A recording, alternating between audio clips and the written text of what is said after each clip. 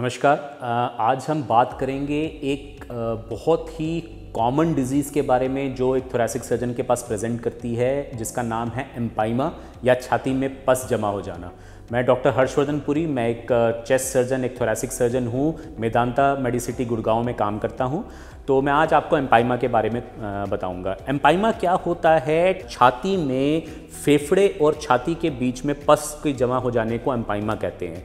मूल दो कारण भारत में देखे गए हैं इस चीज़ के, एक है टीबी और एक है निमोनिया।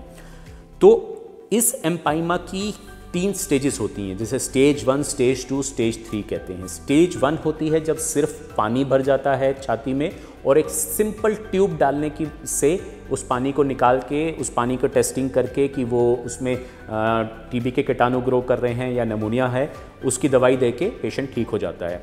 फिर आता है स्टेज 2। स्टेज 2 में क्या होता है कि ये जो पानी होता है ये झिल्ली में कन्वर्ट हो जाता है, जेली में कन्वर्ट हो जाता है। तो ट्यूब डालने की वजह से वो पानी नहीं निकल पाता।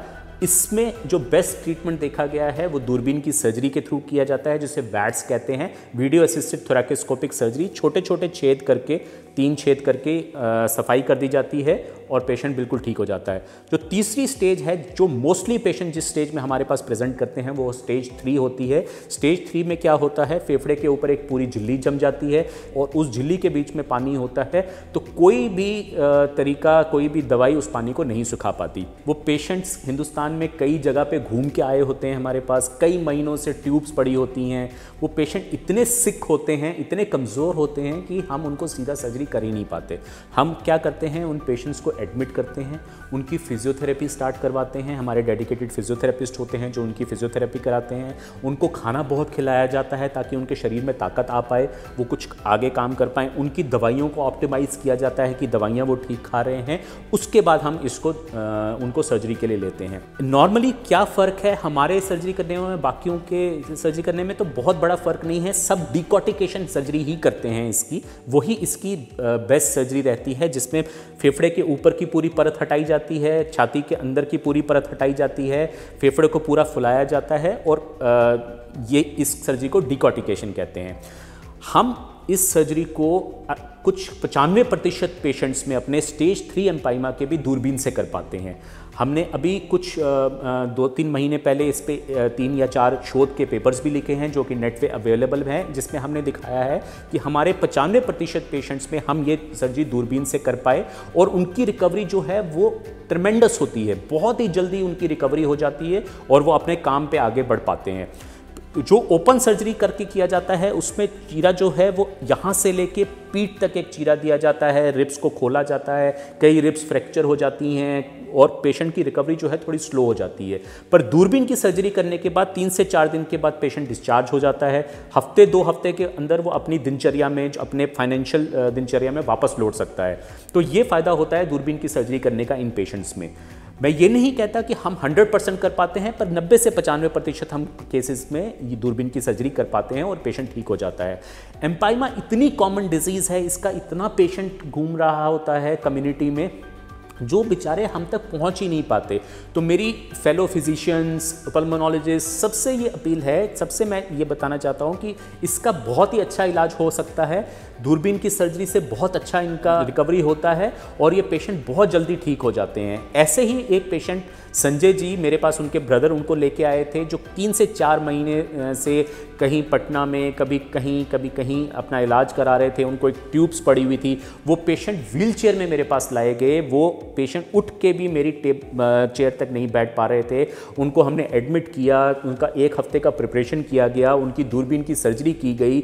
सर्जरी करने के बाद भी उनको बहुत ज़्यादा फिजियोथेरेपी कराई गई, उनका खाने का ऑप्टिमाइजेशन किया गया और 1 हफ्ता लगा हमें उनको डिस्चार्ज करने में। जब वो डिस्चार्ज हुए, आज वो अपनी नॉर्मल लाइफ जी रहे हैं। डिस्चार्ज के कुछ ही दिनों के बाद वो 5 से 7 मंजिला इमारत आराम से चढ़ पाते थे, 4-5 किलोमीटर अपना आराम से वॉक कर पाते थे।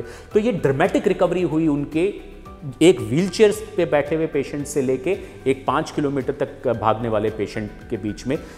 नमस्कार, मेरा नाम जितेंद्र यादव है। मैं जिला अलवर राजस्थान का रहने वाला हूँ। मेरे brother in law Sanjay Kumar को जनवरी माह में टीबी की बीमारी हो गई थी। उनकी चेस्ट में पानी भरने की वजह से एक फेफड़ा काफ़ी सिकुड़ गया था और वहाँ डॉक्टरों ने उनको एक नलकी लगा करके एक थैली लटका दी थी, जिससे उनका एक्स्ट्रा फ्लूइड निकलता रहता था। लगभग 4 महीने हो गए थे जनवरी से लेकर के, लेकिन उन्हें कोई आराम नहीं हुआ। उन्होंने बहुत टीबी की दवाइयाँ खाई। हम लोगों ने उनको परेशान होकर के जयपुर में एक संतोखबा दुर्लभ जी हॉस्पिटल है SDMH, वहाँ ले गए। वहाँ डॉक्टरों ने उन्हें ओपन सर्जरी के लिए बोला कि चेस्ट का ओपन सर्जरी होगा। हम डर गए थे। मैं दिल्ली में जॉब करता हूँ। मैंने दिल्ली में चेस्ट की सर्जरी ट्रीटमेंट के लिए अच्छे डॉक्टर तलाशने शुरू किए, तो मैंने इंटरनेट के माध्यम से सर गंगाराम हॉस्पिटल में बेस्ट थोरेसिक सर्जरी के बारे में पढ़ा। वहाँ से मैंने डॉक्टर हर्षवर्धन पुरी के नंबर लिए। डॉक्टर से मैंने बात की तो उन्होंने बहुत अच्छे से सारी चीज़ें रिपोर्टें देखने के बाद मुझे बताया। उनकी बातों की वजह से मैं कोरोना में रिस्क लेकर के अपने ब्रदर इन लॉ को दिल्ली लाया। सर गंगाराम हॉस्पिटल में दूरबीन से उनका ऑपरेशन हुआ। आप यकीन मानिए, मेरे लिए ये भगवान से भी बढ़ के हैं। और उन्होंने मतलब उनकी पूरी टीम ने इतने अच्छे तरीके से उनका ट्रीटमेंट और उनका ऑपरेशन किया कि आज वो चलना तो छोड़ो, वो डेली 5 किलोमीटर रनिंग करते हैं और उनका वज़न बढ़ गया है और बहुत फिट हैं। पूरा परिवार बहुत खुश है। मैं डॉक्टर हर्षवर्धन और उनकी पूरी टीम को बहुत धन्यवाद और बहुत आभार व्यक्त करता हूँ। समरी ये है कि एम्पाइमा के पेशेंट की अगर टाइम पे सर्जरी हो जाए, दूरबीन की सर्जरी हो जाए, तो बहुत ही अच्छी रिकवरी होती है और पेशेंट बहुत अच्छी तरह रिकवर करके अपनी लाइफस्टाइल को वापस रिगेन कर सकता है। धन्यवाद।